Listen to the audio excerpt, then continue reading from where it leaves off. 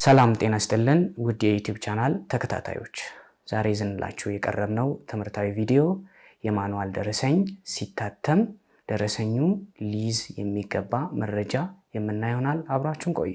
የአቅራቢው ሙሉ ስም ከናያት፣ አድራሻና የተመዘገበ የንግድ ስም፣ የግብር ከፋይ መለያ ቁጥር፣ የተጨማሪ እሴት ታክስ ተመዝጋቢ ከሆነ ቁጥሩና ለታክሱ የተመዘገበበት ቀን እና ደረሰኙ ተከታታይ ቁጥር አስቀድሞ የታተመበት መሆን አለበት። የገዢው ሙሉ ስም፣ አድራሻና የግብር ከፋይ መለያ ቁጥር መመዝገቢያ፣ የተሸጠው ዕቃ ወይም የተሰጠው አገልግሎት አይነትና የገንዘብ መጠን እንዲሁም የሽያጭ ፖሊሲ ወይም በውል ምክንያት የተደረገ የሽያጭ ቅናሽ ገንዘብ መጠን የሚገልጽበት ክፍት ቦታ ያለው መሆን አለበት። ታክስ በሚከፈልበት ግብይት ላይ የሚከፈልበት የተጨማሪ እሴት ታክስ መጠን በፊደልና በአሃዝ የተጻፈ የጠቅላላ ሽያጭ ወይም የግብይቱ ዋጋ የገንዘብ መጠን እንዲሁም ደረሰኙ የተሰጠበት ቀን የሚጻፍበት ቦታ መኖር አለበት።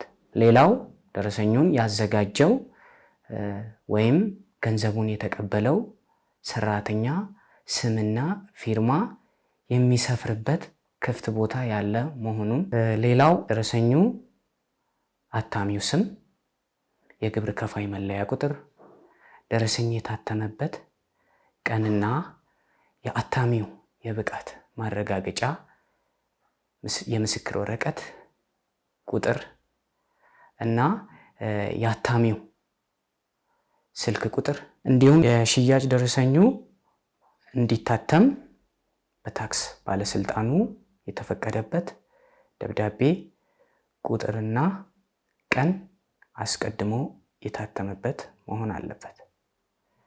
ይህ እንደተጠበቀው ነው።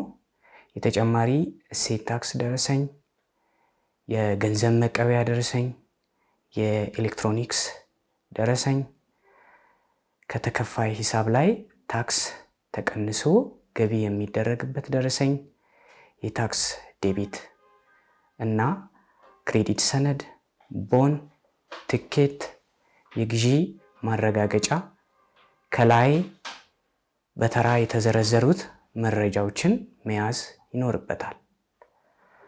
በተጨማሪ የሁሉም የማኑዋል ደረሰኝ ተጠቃሚዎች የኪውአር ኮድ ወይም የልዩ መለያ ኮድ ያለበት መሆን አለበት።